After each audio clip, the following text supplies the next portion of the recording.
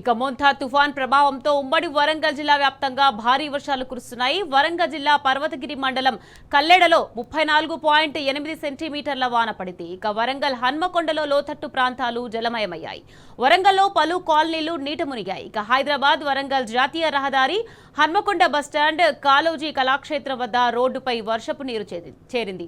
దీంతో ప్రయాణికులు వాహనదారులు తీవ్ర ఇబ్బందులు పడుతున్నారు. ఇక డోర్నకల్ రైల్వే స్టేషన్ వద్ద పట్టాలపైకి వర్షపు నీరు చేరడంతో కాజీపేట మీదుగా నడిచే పలు రైళ్లు రద్దయ్యాయి.